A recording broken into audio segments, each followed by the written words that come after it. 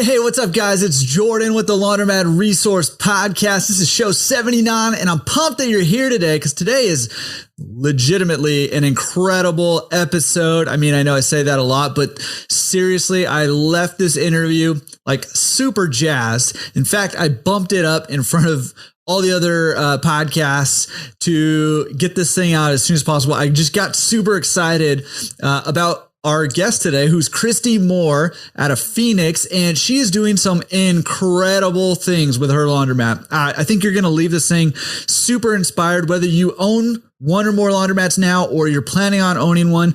I think, man, what she is doing, it's truly remarkable. Like, in all seriousness, it's truly remarkable and inspirational. I just left this interview super jazzed. We're definitely going to have her back on, talking more with us about the things that she's doing, how she's doing it, how we can, follow in her footsteps to one degree or another. And she talks a lot about that today, but you're definitely in for a treat.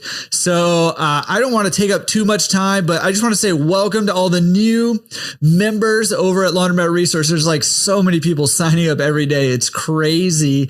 And I want to just take a second. I've never done this before. I want to take a second to just special shout out to all the pro members out there. I don't really promote that there's a pro membership almost ever. I'm not sure if I ever really have, but if I have, it's not very often at all. But a lot of you guys find your way over there to that pro membership and have signed up, and I just love having that community there of pro members. And I just want to say, I wanted to say this, a special thank you, because I think like 75 of you guys signed up in like the last month and a half or something. It's crazy. It blows my mind. But man, what that has awakened my eyes to is how much more we can be doing with Laundromat Resource. And so I am just super excited. There's a whole bunch of stuff that we've been working on behind the scenes over the last 6 months. I've kind of put together a little team over here that we've been working on a bunch of stuff. So starting in the new year, we're going to roll out a bunch of very, very cool stuff that I think you're going to be excited about. So anyways, a special thank you. You guys made that happen by signing up with that pro membership over there. Special thanks to you guys for that, and look forward to some of the stuff that's coming out as a direct result of that. So awesome. Real quick, while we're on the feel goods over here, I just wanted to express gratitude to everybody and a little bit of awe as well. I got a notification a couple weeks ago from YouTube saying, we crossed 30,000 watch time hours on the channel. Like 30,000 hours people have sat and watched videos about laundromats from our guests and, videos that we put out, which to me is just incredible. Like, it just blows my mind that 30,000 hours of education that weren't there before are out there now. And people tell me all the time, just, how grateful they are, and a lot of times it's directed towards me, but really that's directed towards us, the guests obviously who've come on and shared their experiences, shared their lessons they've learned, the wisdom, the knowledge they've gained, and helping each other out. That's what this whole thing is about. Laundromat Resource. You'll see it all over the website, all over everywhere. It's for laundromat owners, or by laundromat owners for laundromat owners. That's,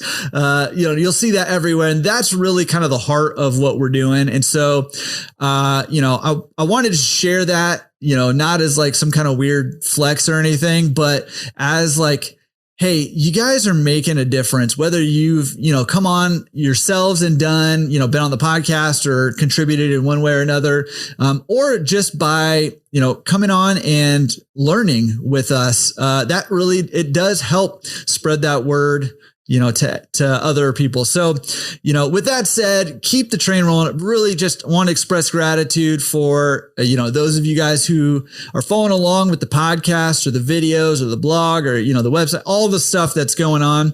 And those of you guys who have participated as guests and as, writing articles and all that stuff.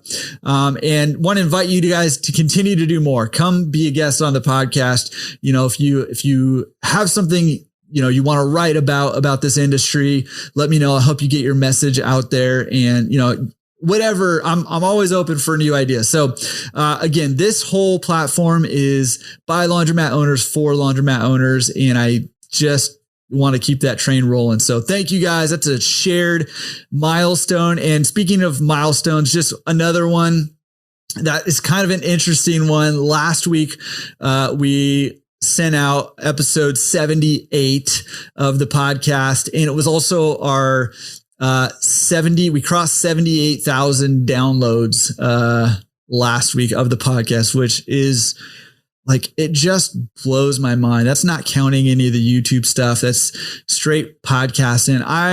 Again, that's a shared milestone by all of us. And not only does that help, propel me to keep doing this stuff, because I feel like if people are spending that much time listening to the guests and all the stuff going on, that there's some value there, and hopefully you're finding tons of value there. So that's a shared milestone, not just to keep me going, which it does. So thank you guys for that. But also, hey, let's keep us going as an industry. Let's keep us, taking it to the next level and, pushing things forward. Because, when we're doing stuff together, big things can happen. Okay. So anyway, shared milestone. I'm super grateful personally, but also, just super grateful for everybody who's contributed and everybody who's consuming. Okay. Enough of the lovey-dovey feel good stuff over here. Let's jump into it with Christy Moore, because there's more feel good coming your way. So I hope you're just in a good mood today. I hope you're feeling good, because if you're not, you're going to be by the end of this episode, because it legitimately is an incredible episode and super inspiring. So let's jump into it with Christy Moore. All right, guys, today's episode is brought to you by Atmosphere TV. You may remember back in episode 34 when Atmosphere TV's Mike Kelly joined me on the podcast. It was an epic episode. If you haven't listened to it, show 34, laundromatresource.com/show 34. Go check it out. It's incredible. A ton of value there. One of the things we talked about is just the importance of creating a good, positive atmosphere in your laundromat. And I was just rereading the book by Simon Sinek, Start With Why. And one of the things that really stands out to me is that people don't make purchase decisions based on, the logic of, any decision that they're making to spend their money. It's more based on a feeling and an association. And so it's really important to create a positive feeling, a positive atmosphere, no pun intended, in your laundromat to help people associate this chore that most people don't like doing with something positive. Atmosphere TV is an incredible way to help improve the atmosphere of your laundromat. And basically, if you haven't heard of it, what it is it has 50 plus channels created specifically for businesses, with everything from sports clips, hilarious fail videos, draw-dropping videos from all over the world. There's automobile channels. There's a ton of stuff. My kids love it, and my customers love it. Atmosphere TV could be a great way to either supplement your cable, or a lot of us laundromat owners are cutting our cable bill completely and running Atmosphere TV. They're designed to be used with no audio, but they also do have an audio option. That way you can kind of design the atmosphere of your laundromat the way that you want it. So get rid of cable, get rid of those news channels that are bringing negativity into your laundromat, and fill your laundromat with positive videos that bring positive vibes to your customers with Atmosphere TV. And if you use the code word, the keyword, the promo code, resource, promo code resource, then they're going to waive your setup fee. And now everything is going to be free. There's no monthly fee for it. You can use it for free in your laundromat, and it's going to vibe to your atmosphere. So check out atmosphere.tv. I'll put a link down in the description on YouTube or in the show notes. Check it out there. Make sure you use the keyword resource. That way you can get that thing for free. Or if you'd like, email Mike at mike.kelly@atmosphere.tv. Christy, thank you for coming on the show. How are you doing today?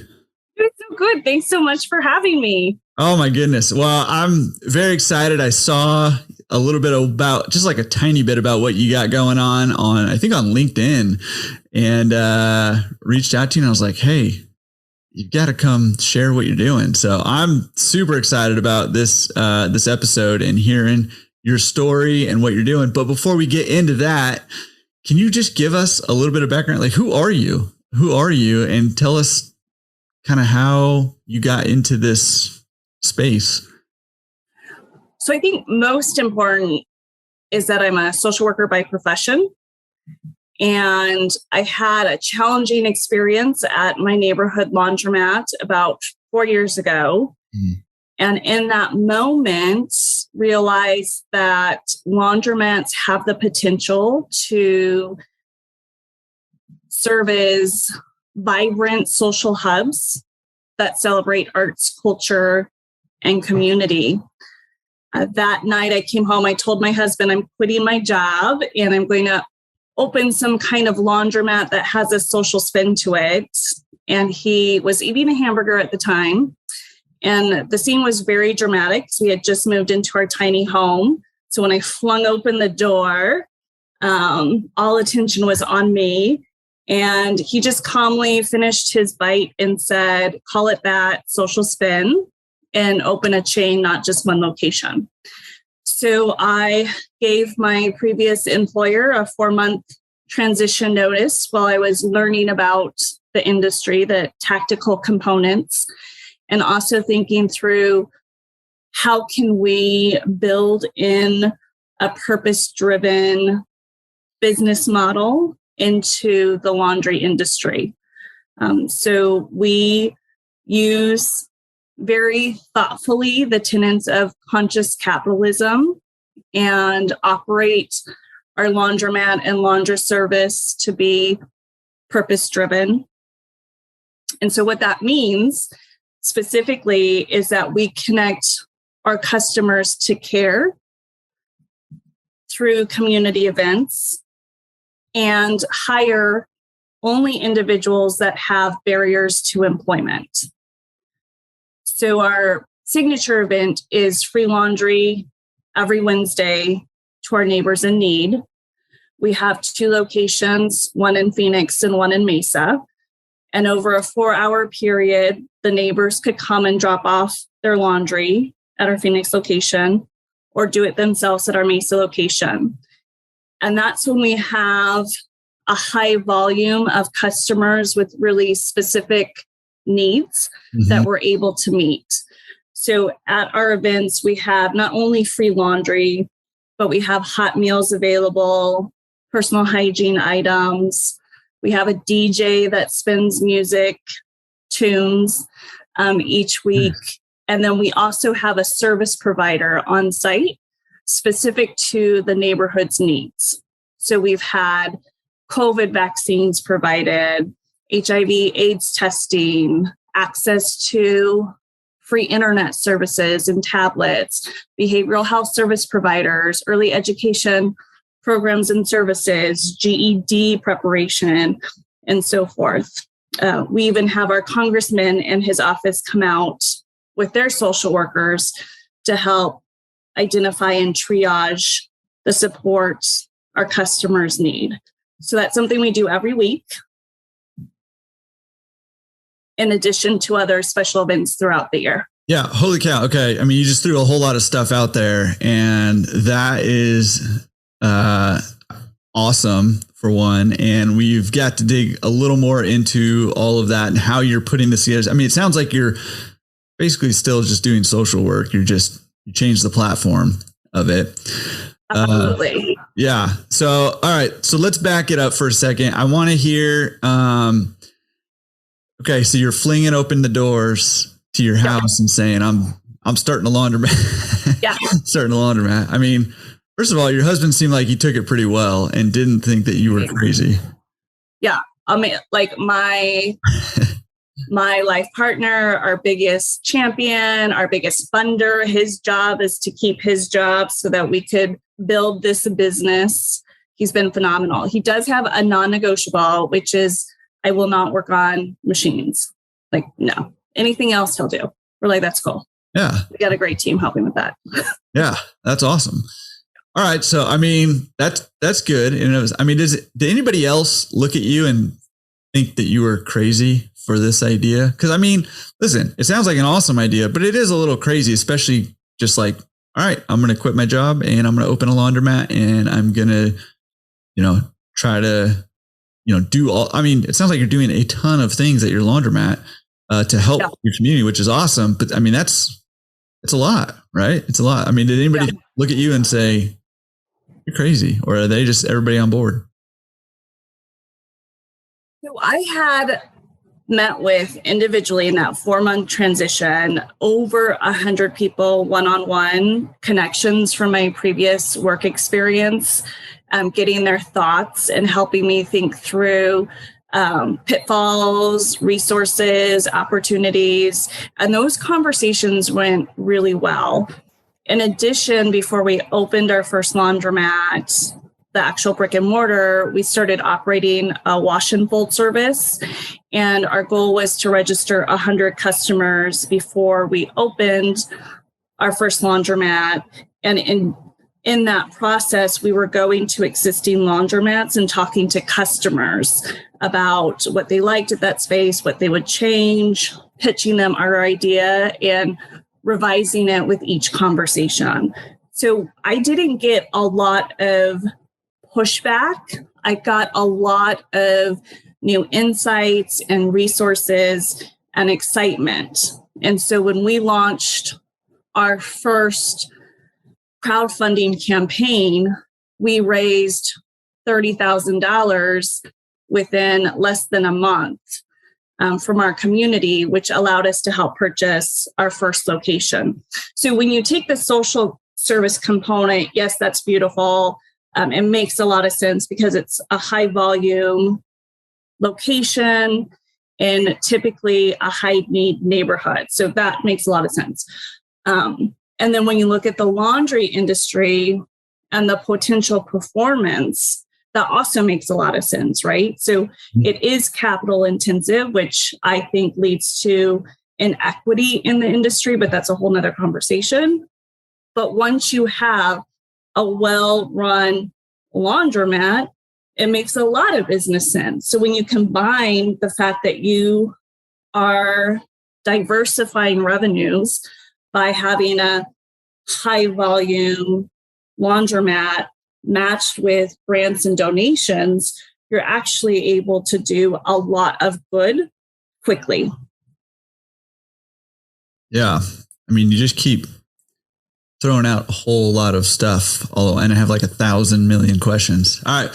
So, I mean, I want to hear the social spin to your social spin here in a second, and get into just a little bit about more how you're like setting this up and all that. But can you take us back and just go kind of the boring stuff, nuts and bolts? What was the process like of actually buying that first laundromat? did you buy an existing location? How did you find it? I mean, it sounds like you did some crowdfunding. Can you give us a little bit of a background on how you actually bought that first one and when? Yeah, so it took us from August to May. So what is that? 9 months of being on the market before we felt comfortable making a transaction. So I have gone to just about every single laundromat in this community. We were connected to a distributor of equipment who also served as a broker on the side. He introduced us to an individual who owns 7 locations, and he sold us his worst performing location. So it was an existing building, only 1,000 square feet. All the equipment was, as you would expect, very old and broken down. He was turning 1 time per day in that space.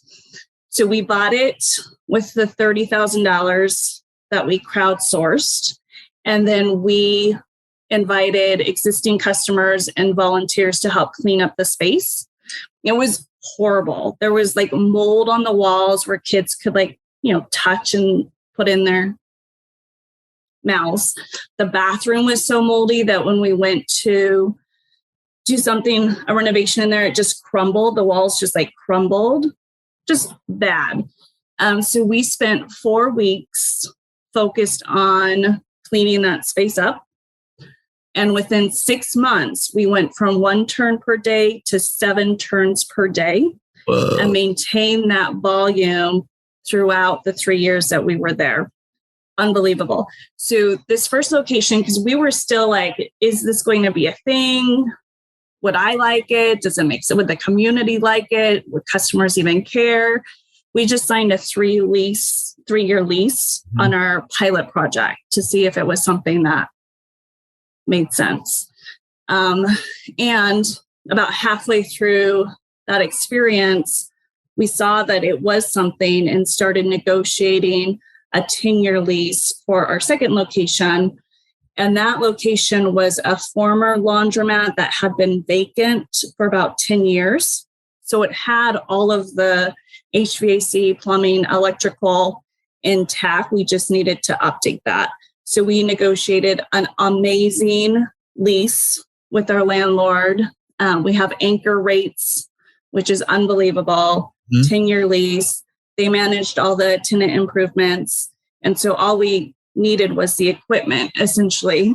So we did a loan on the equipment and opened that right at the peak of the pandemic, unfortunately. Yeah, jeez. All right. Man, I've been like so jazzed right now. And then that was just like, oh no. Okay. Like we're surviving. And like when this is over, because there's not only the pandemic, but there's heavy construction right on the corner. Yeah. That's been going on for 1.5 years. So we feel like once those 2 things clear up, we'll be rocking it. Yeah. Well, it sounds like you have a good kind of system that you are implementing. So I'm sure if you can go from 1 to 7 turns a day, any location, amazing. That's insanity. It's amazing. Yeah. Okay. So can you, real quick, are you operating this as a nonprofit or for profit? How's it structured? So we incorporated as a benefit corporation here in Arizona, which is a C Corp. We're a business, and we operated that way up until 2021. And then we separated the business from the social good component. So I own and operate the business, Social Spin. And then we have a separate 501c3 that operates the social good components. They have a CEO, we call her the chief change maker, and a board of directors. Like that. So we're 2 separate entities. I make the money, they spend it. Nice. Well, I had a couple more questions, but actually, since you brought it up, I want to get to that. Like, how are you're doing free washes every week. How are you funding that? Is the business doing well enough it can support that? How is the 501c3 funding that? And if so, how is the 501c3 being funded? How are you pulling all this off? You're doing a lot of stuff. How are you doing it? Yeah, so the business was covering the cost of free laundry. We consider it part of our marketing budget. So for us, it's simply shifting what we would spend in Google ads, for example, to love on our community, knowing that word of mouth is the biggest and best advertisement you could buy. So the free laundry has always, from a business perspective, been our marketing and promotion line item budget. And then when people see what we're doing, even before we had the nonprofit status, they were contributing to the purpose because they understood through our storytelling and our exposure to the need that everyone deserves access to clean clothes. It's something that we often overlook. If you haven't been dependent on a laundromat, it's out of mind, out of sight. And so for us, it's really educating our community who have disposable incomes about the challenges our neighbors face, especially unsheltered, with having access to clean clothes. So yes, the business could support free laundry. It's part of our marketing and promotion. And with our new foundation, we're receiving a lot more grants and donations to support the free laundry services. So essentially, the foundation has a contract with the business. The business provides the laundry service and the foundation's covering the cost, and that money is being donated by the community. Yeah. Wow. Very, very cool. And I think that's a really smart structure to pull them out, separate them and run them separately like that for a lot of reasons. Okay. So you got these free washes going on. Are there qualifications that people need to show, or can anybody go and do these free washes? How are you setting that up, just logistically speaking? Yeah, I mean, I think everything is evolving as we grow. We say we're a small but mighty team. And also our growth is certainly at a tipping point right now. Everything has been very informal. If you're walking into Laundromat and letting us know that free laundry would help lighten your load, all we're going to ask for is your first name and how many people are in your household. That's all we ask. Wow. Because for me, it takes a lot of courage to ask for help. Mm-hmm. And if you're showing up in a laundromat asking for free wash and dry and laundry products, I'm going to assume you need help. And if you're able to pay for it and you still want it for free, no biggie. Yeah. Do you feel like that has detracted from the other paid days or the opposite, or neither? No, because we know that, so we provide 2 loads of laundry each week. Mm-hmm. That typically isn't enough to get someone through. So they're coming back. We're their preferred laundromat. They're telling their friends, they're telling their family members. So we see our free laundry customers repeat. And again, we see that word of mouth really accelerating our customer volume base. Yeah. Yeah, that's really interesting. Okay. So, man, I just have I'm like, normally I like. And we also have a robust wash and fold service. No, that's on my to-do list to ask you about. So let's talk about it. You brought it up. Let's talk about it. Yeah. So because we provide free laundry, again, with this knowledge that when we do good comes to us, we have people who could afford laundry service access our laundry service. So we have what we call conscious consumers. We have over 400 individual and commercial active wash and fold customers. We have most of the nonprofit laundry contracts. So we provide laundry services to the homeless shelter, to the science center, to any other co-sharing spaces and others. So we provide laundry services based on their need, which is typically weekly, some daily. And then we have individuals and families that also use our service.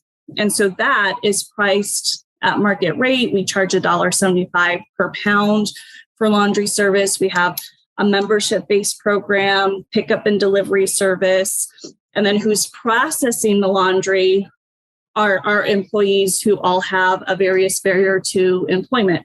So we work with various nonprofit organizations that provide trainees to the business. And after their training session is done, if it's a good fit for them and vice versa, they could join our team as a permanent employee. If it's not a good fit for them, we connect them to one of our commercial contracts who's hiring. So it becomes a job training and placement program. So we have individuals with intellectual and developmental disabilities, youth who have transitioned out of the foster care system, and individuals who are formerly incarcerated as part of our team. I mean, when did you start this? Well, the idea came August of 2017. We bought our first location May of 2018 and opened our second location January 2020. I mean, it really hasn't been that long. I feel like you've built a pretty cool infrastructure and setup for in a very short amount of time. Very impressive. It feels like forever though. I know. I mean, when you're in doing it, I mean, can't go fast enough. Sounds like you're running hard. Yeah. Yeah. And that's really how we're feeling, because the big project we're working on, which I think is what triggered you to reach out, is that we're opening a new location. So I call it displaced from our original location. When we went to renew that 3-year lease, the landlord doubled our rent and would only sign another 3-year contract, which didn't make fiscal sense because we were going to have to bring in all new equipment. So we had a month to move out, which was extremely traumatizing for all of our team members and customers and the community. We had all of our employees shift over to our Mesa location, which is about a 20 to 30-minute drive for them. So we did some substantial pay increases, transportation support, so that we could keep the team intact during the transition. And then, we said we never want to be kicked out again. So we bought a piece of property that has plans to build our new purpose-driven laundromat, to include also a community kitchen and barista station operated by like-minded businesses, and dozens of affordable housing units for our employees and our customers as well. So it's about a $10 to $12 million construction project that we're tackling in phases. So there's an existing building on the property now that we're activating. So we've opened, we're providing free laundry from that space with the food truck and the DJ and the shower, the whole thing, while we work on building the laundromat, then building the housing. Holy cow. I mean, you're right. Like, you can't go fast enough. And I love all of that. I mean, I think it's very cool. And, I think a lot of people get into this business because you have an opportunity to make an impact, even with just a simple laundromat, and without doing all the other things that you have going on. You have the ability to make an impact in the community. Even just taking that one little moldy laundromat and cleaning it up, made an impact in the community before you did any of the other stuff. Right. And you're taking it to like whole new levels, obviously. But I think a lot of people like that about this business. But what you're doing is pretty cool and pretty incredible. What's the timeline look like for that $10 to $12 million project to be finished? So we have already activated the space, and we should have the new laundromat open fall of next year and housing ready, move-in ready by fall of 2023. Yeah, so that's not 2 years. Bad. Yeah. But what's heartbreaking is, we had a regular customer ask to be put on the waiting list for housing. It's like, I want to live here. Is there a waiting list I could get on? And I'm like, we don't even have a waiting list. We know, especially here in Phoenix and across the nation, like affordable housing is such a big issue. Mm-hmm. We'll have those units at full capacity in no time. Right. Yeah, you're right. It's not going to be an issue filling those up. It's going to be, you're going to have the opposite problem, having to put people on really long waiting lists or turn them away.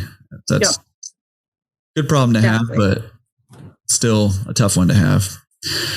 Okay, can we go back? I mean, I want to hear more about that. There's so much to talk about.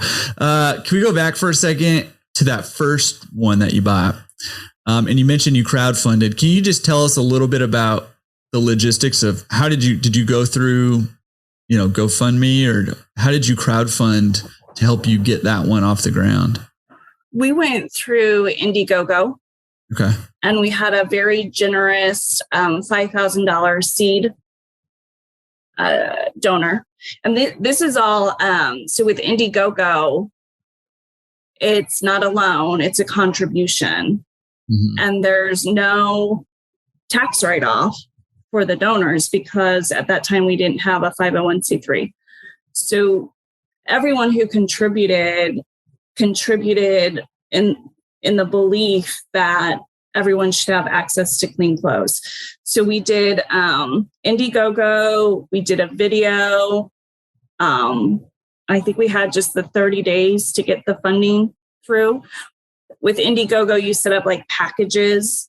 If you sponsor at this level, you get these benefits. So we were offering laundry service and t-shirts and stickers as part of the benefits. But that was just cash directly deposited into the business account, which we used during escrow to close the deal. It was amazing. Certainly, my family, we always, friends and family is your first circle of funders. And that was true in our case too. Like my family really stepped up and provided financial support for the business as part of that 30,000 too. And then certainly other, friends were contributing. And once we've grown, it's just going to this sphere of influence that we don't have direct connections to, which is a crazy, beautiful thing. Like we'll get donations through and I don't know who these generous people are. And that's when you're validated that, okay, like this is resonating, not just for me because it's my passion and my ego, but this really makes a lot of sense to other people and they get it. Yeah. Yeah. And I think too, because we all know like homelessness is a growing issue. That's tied into a whole lot of things, including the affordable housing thing. There's a whole lot that goes into that. And I think a lot of people are frustrated with homelessness, kind of on multiple levels. I think a lot of laundromat owners are frustrated with homeless people destroying their laundromats. But also, I think everybody that I know, at least, is like this there's got to be some kind of solution to this issue. And what I like about what you're doing is that I think the solution is we have to do something. Like we have to get together and fix the problem, like as people. And nobody else is going to come to the rescue. I don't think the government can fix the problem in any kind of permanent way. So it takes the community coming together and say, hey, let's offer solutions to this problem. Let's offer affordable housing. Let's make sure people have clean clothes to wear. They have clean clothes to wear and an address, they're way more likely to be able to get a job and, yada, yada. And if they're fed, they have a hot meal, they're going to be healthier and they're going to, all of that stuff is all tied together. And what I love about what you're doing is that you're just kind of doing it, right? It's like, this needs to be fixed. So I'm just going to go do my part to fix it and see if anybody else will join me. And they are, which is very, very cool. Yeah, this certainly was not in any of our plans to, shift into affordable housing. As a social worker, I've helped construct domestic violence shelters, reproductive health centers, certainly our own laundromats, but I've never done something on this scale. I had thought that it would be super cool to have a social spin location as an anchor to affordable housing. That would be like the dream. But I never thought that we would be leading the initiative to have both our laundromat and our housing. And it wasn't really my thought. Like I bought this land and I was like, oh, this is going to be so cool. We'll have the laundromat up here. And then there's an existing building. We'll convert that into like 3 or 4 housing units, maybe 6 to 9 if we're being super aggressive. And I took the plans to a funder and they're like, you've got to dream bigger. Like, no, this is a piece of land that you have the potential to go 4 stories up and add multiple housing units. Like we need more from you. So I naturally live in a space of lack of abundance. And so pushing myself to dream bigger is I can, and it takes a lot of energy, but being surrounded by people that have that natural thinking has been super helpful. Additionally, although we've made a lot of progress, we're still a new company. So getting the loan to buy this piece of land was unbelievably challenging. And actually what I had to do was turn to 3 individuals to lend the entity a loan with a commitment that we would have it paid back in 2 years. And there's no monthly payment, but this acknowledgement to be paid back within 2 years, which is allowing us to run a capital campaign to get the money to pay them back within the 2 years. But even if it weren't for those 3 individuals who had the wealth and the passion, it wouldn't even be a thing. Mm-hmm. There was no bank that was going to give me money to build this. Yeah. Okay. I've got something for you. I'm going to cure your natural abundance. Yeah. Non-abundance mindset. Here's what you need to do. Yeah. When this comes out, you just need to listen to it and look at all the things you've done in the last 3 years. And there's no way that you cannot feel that there is abundance, because I mean, just the amount that you have accomplished in 3 years is, I mean, it's truly remarkable. You've got a lot going on. You're obviously, that's where your passion is, your purpose is, even before all of this, as as a social worker and stuff. But my goodness, I mean, just you went like on and on about the programs that you've had running through your laundromat, which I want to talk about here in a second too, and get a little more details on that and what you find working and actually being a help and stuff. Because I think that there's going to be a lot of laundromat owners listening to this who are interested in what you're doing and might want to implement pieces of it with what they're doing too, which again is another sort of part of the legacy of what you're doing is hoping to spread this. So anyways, go back and listen to this after you're done and to what you're saying, because it's a lot. It's good. Thank you. Good stuff. Okay. So talk to me about some of these programs. I mean, well, let me just start. Let's start easy. Let's throw a little softball pitch at you. How are you doing the hot meals? You're bringing in food trucks? Is that in the laundromats just, or the 501c3s just funding that, or how's that working? Actually, the business has that grant. So we got funding through LISC, which is a national initiative with local offices. And they are committed to helping business owners and community revitalization. So if you're in, look up your LISC. They got money from the city of Phoenix, who got money from the CARES Act. And so it funneled through to businesses and organizations that have unique models to reaching out to the underserved. So the money allows us to have a food truck on site, have prepared meals the next day, ready for when they come and pick up their laundry. We have a coffee shop on site too.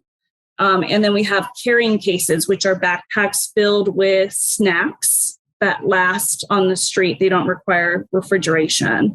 So anything with a food element is covered through this grant, which is amazing. Our criteria as a business and a foundation for our vendors is local, ideally woman-owned, ideally woman of color owned. So when we look at scheduling our food trucks or our caterers, that's the lens that we use to book that service, as well as any service that we get done at the laundromat. That's our ideal. Okay. I mean, even that's just like, I'm like overwhelmed just by, I just wanted to know if you brought food trucks and you got meals coming the next day and you got a coffee shop and you got backpacks with non-perishable snacks and like you're, focusing on, using businesses that are women and women of color. I mean, there's like layers upon layers of like every little detail of all of this, which is awesome. I mean, it's very thoughtful and very intentional and very purpose driven. You've used that, multiple times, and that is coming through crystal clear. So how are you doing all of this? How are you setting this up? Is it because you have this background in social work that you have the connections to be able to do this? Is this, how are you getting all these details and putting them all together into one awesome program for the community? Yeah, I mean, certainly my lens is a social worker. So, professionally, we look at the person and their environment. And so, what are those challenges, those barriers that we could help address or eliminate for a person to be successful? Very basic concept, like you are homeless because of why, and then we connect you to those resources to help eliminate those barriers. That's certainly one. We have social work interns. So we have 2 to 3 interns each semester that help support our purpose. So they're doing a lot of the tactical work, which is amazing. Yeah, we've hired one of our social workers. How did you get interns to come? Like all of this is possible. You just reach out to the School of Social Work. So mine's unique because as a social worker, I could supervise social workers. Mm-hmm. But any college, marketing, communication, human services, they all have internship requirements. As a social worker, you're required to do 16 hours a week for 20 weeks each semester, unpaid. And so it becomes a tremendous resource in school. Just partner with your community college or your school. Yeah. They're dying for good placements. Yeah. Well, it's just super, super cool that you got all this. I mean, I feel like I'm not even like peeling back layers, but they just keep unpeeling and there's more behind what you're doing every time. It's very, very inspiring and very cool. Well, and then, I see a lot of chatter on Facebook for laundromat owners around the issue you brought up, our unsheltered neighbors. That comes up all the time, but also labor. Like, how do I find good labor? Mm-hmm. Well, this social work intern is now a permanent employee for our foundation, and she's just crushing the feeding initiative. Phenomenal talent is coming through. When we partner with nonprofits to help support youth transitioning out of foster care, adults with intellectual and developmental disabilities, those are all potential employees. Like throughout this pandemic, we have maintained the OG team. Like we have not lost any team member during this pandemic, but also transition for us. We've added team members. I posted a job for a driver on Thursday, and she starts today after shadowing me on Friday. Like, if you create a strong business and a good brand and have these unique partnerships, you'll find the talent you need. Yeah. Yeah. And I feel like too, I mean, people want to be a part of something. So if you're actually doing something that's good for other people, people want to be a part of that. So you're right. You're right about that. Sure.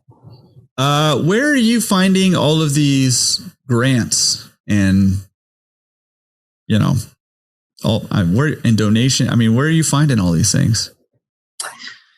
So, to be really clear, like your network is your net worth.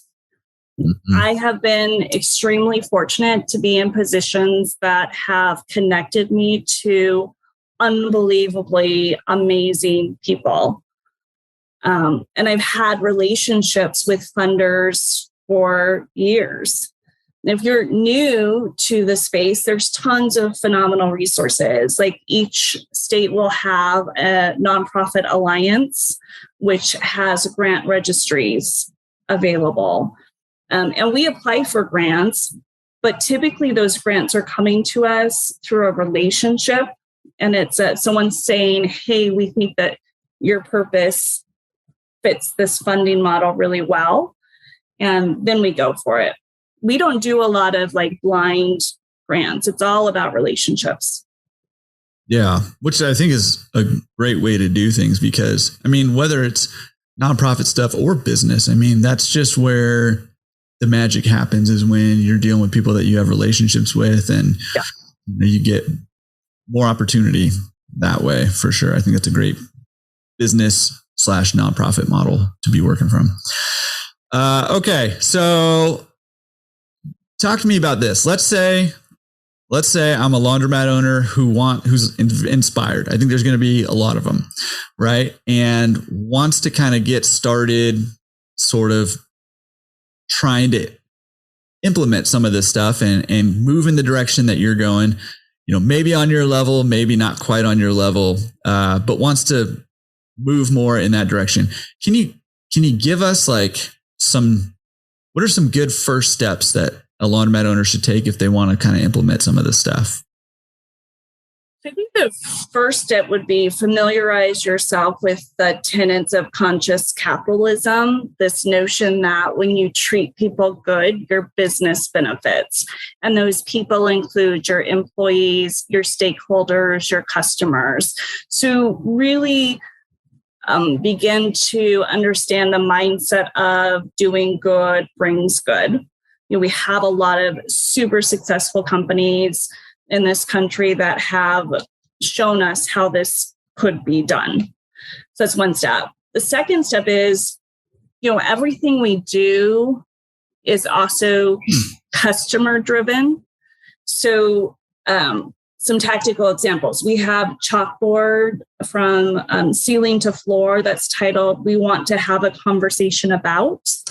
And our customers let us know what we could be doing better, what challenges they're faced with, and we broker those partnerships based on what our customers are telling us, or we're making adjustments into the space based on what customers are telling us.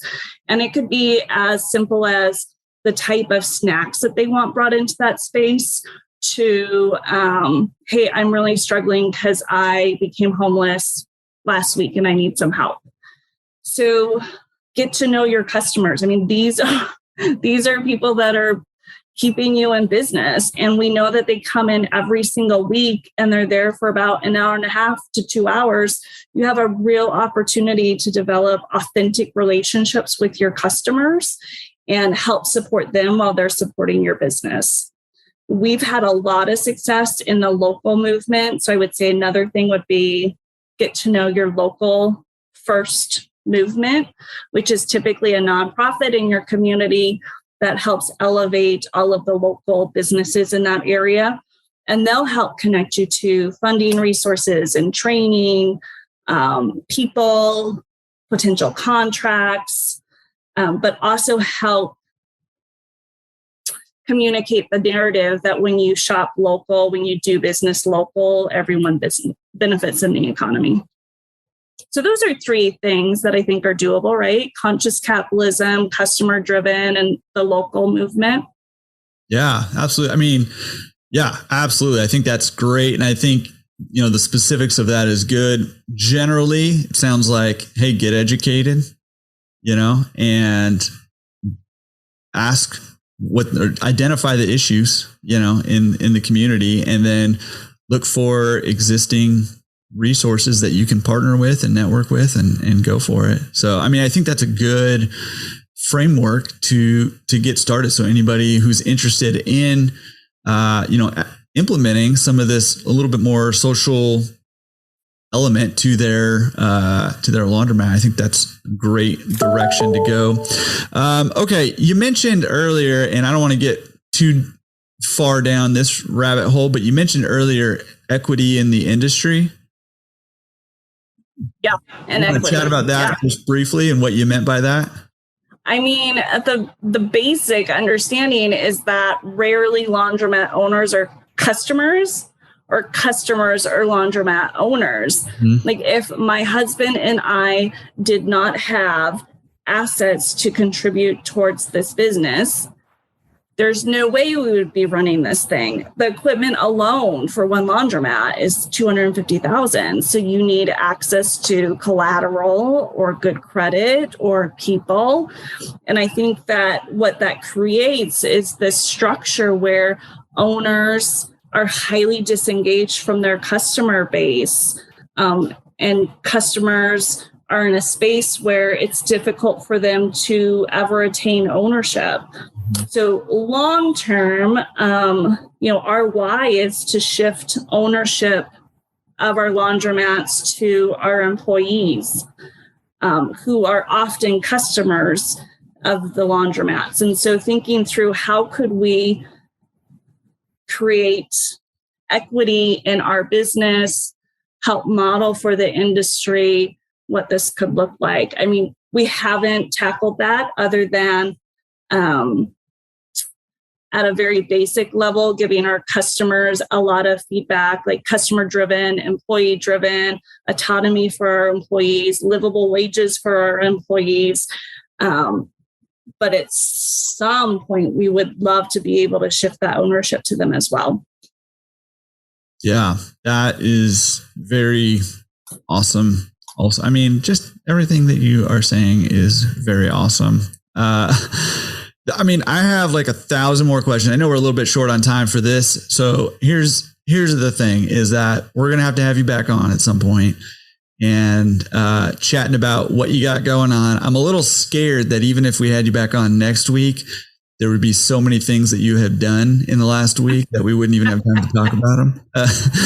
Well, and it might not be me, but maybe one of our team members. Oh, yeah. I mean, I think that would be great. Or even like a both and, having a couple of you guys on and chatting about what it's been like and what you're doing. I'm sure you've got tons of stories, both on the, on the whole back end side where you're building actually up the business and on the front end side where you're interacting with customers and employees and experiences around that. Cause I just know that, when you're doing stuff, you're collecting stories and you're collecting experience, and both good and bad, and it's all kind of helpful to propelling you to your next level. So, question for you: I get a lot of people talking to me about wanting to buy their first laundromat, and I get a lot of people who want to buy their first laundromat who just want to buy it as like an investment, and that's okay. That's something different. But I get a lot of people who also are intrigued by the, by the social potential of owning a laundromat. So we have a little section called Pro Tips. Pro Tips. And that is, advice for people buying their first laundromat. But maybe you have some advice for somebody who hasn't bought a laundromat yet, who wants to buy a laundromat and who wants to implement, a social side to it, so obviously the three kind of steps that you mentioned earlier, but I was wondering, do you have any other kind of tips or advice for somebody who hasn't started yet, who doesn't own a laundromat, who wants to own a laundromat? The social spin, trademark, patent pending. It's a lot. Yeah. It's a lot more than I thought it would be. And I had really educated myself before purchasing that laundromat. So I would suggest that as you're thinking through your budget, because I had all sorts of crazy budgets mapped out, like, oh my God, we're going to be so rich. Yeah. Oh, this goodness. It does not happen that way. Like, it doesn't happen that way. So when you have a budget in your mind, cut it in half. When you have expenses, double it. Like, expect it to take so much longer. And you have to have a super long runway before, of cash, because that all goes back into the business. There's so many unexpected expenses that aren't cheap. So it could be a pipes eroded, so $10,000, or maybe the previous owner didn't have a backflow and it's not up to city code, or you need a new boiler. There's a lot of unanticipated expenses if you're buying one of your first ones. Yeah, I think that's good advice. And I think that's good advice just for somebody who wants to buy one as an investment too. I mean, either way, it's, you do need a runway of cash, and there's more expenses than you realize, Yeah. And treat your vendors like gold. And again, this goes back to the conscious capitalism model. Like, our vendors are part of our team, no doubt. Like, if we're flooded, I need to feel extremely comfortable in reaching out to our contractor to come fix it same day. And they're going to, because that relationship has so much trust and respect. Your vendors are everything to the success of your business, as are your employees. Yeah. I mean, I think that's great advice too. And I want to say, oh man, I'm probably going to butcher it, but I think Southwest Airline was basically like, hey, we're going to go employee first, not customer first, an employee vendor, kind of that model first, because if we're taking care of our vendors, we're taking care of our employees, they're going to take better care of our customers, and we're naturally going to get that great customer experience. And so I think that's great, a great model to go off of. I think that's awesome advice for anybody looking to buy their first laundromat with a little bit of a social spin to it. And this has been awesome. Like, I really want to just sit and chat for like another 4 hours, but we can't do that now. But over some time, let's do that and keep talking about that, because I think that there's a lot of opportunity for a lot of laundromat owners to be able to implement some of this stuff into their business. And my guess is that this episode will awaken some of those creative juices and inspire some people to do more with their laundromat. So thank you for coming on and sharing all about that. Thanks for having me. Oh man, it's my honor, my pleasure, genuinely. So thank you. I have one more well, it's kind of two questions. It may be the same answer, but if people want to talk to you a little more about what you're doing, either as an upcoming laundromat owner, or as a current laundromat owner, maybe they have some questions or something like that, what's the best way they can get a hold of you? So our website is socialspinlaundromat.com. The general contact information is on there, or they could feel free to reach out to me. Email's the best until we can make a connection. And it's Christy, CHRISTY at socialspinlaundromat.com. Awesome. And then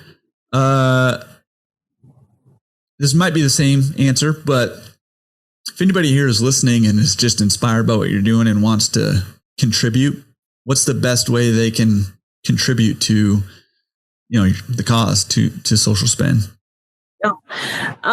Slightly different. They could certainly get a hold of me through that way. I serve as the board chair of the foundation, but again, we have a separate CEO. The foundation's contact information is hello@socialspinfoundation.org. Okay. But if you hunt me down, I could certainly point you in the right direction for making that contribution. Okay.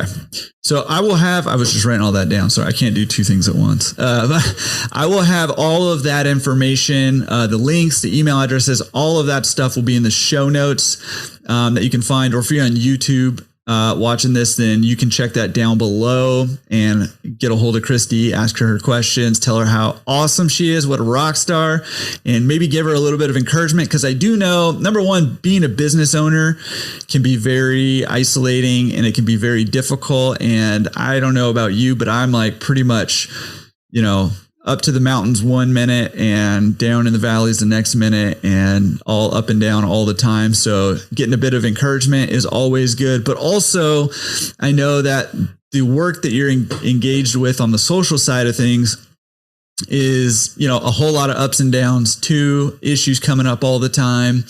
You see the highs of people actually changing their lives, and you see the lows of people that and you care about making bad decisions and hurting themselves and the people around them again. And so it's very draining and it's very difficult. So make sure you also give some words of encouragement, because, that always helps kind of get through some of those low times. So Christy, thank you so much for coming on. Really, really awesome. And can't wait to have you back on again. Awesome episode. I mean, the stuff that she has done in the last 3 years, it blows me away that she has been able to set that up and do that. And this whole time during this whole interview with Christy, and this is my first interaction with her, this whole interview, I was just thinking, you know what? I have a laundromat in an urban area, in an area that could use some of these services and some of this stuff. So I was going through in my mind, what are some of the things that I personally can implement with my laundromat? So that's my takeaway. Every week I want you to find something in here that you're going to take some action on. And mine is, I need to figure out how I can do more with what I have. I have the ability. I'm in the location where I can be, doing some real good with my laundromat. And I do believe I have been doing good with my laundromat and helping people, but I think there's more to be done. And so she just really genuinely inspired me to look a little deeper and dig a little deeper and do a little bit more with my laundromat. So hopefully you have a takeaway too, whether you're on your journey to getting your first one or you already own one or multiple. Pick one thing from this episode, and get going with it. Put it into action, because action is what paves the way to success. Learning, 30,000 hours of YouTube learning and 78,000 podcast downloads. Really awesome. They don't mean anything if you don't put it into action, okay? So put something into action this week. Let's do it every week. And when we look back down the line, we're going to see that all those actions compounded into some greatness. All right, bring a little greatness into your life. How about that? All right, we'll see you next week on the podcast or on the webinar or on the blogs or in the forums or wherever. Links to everything are in the show notes, laundromatresource.com/show79. All right, see you guys. Peace.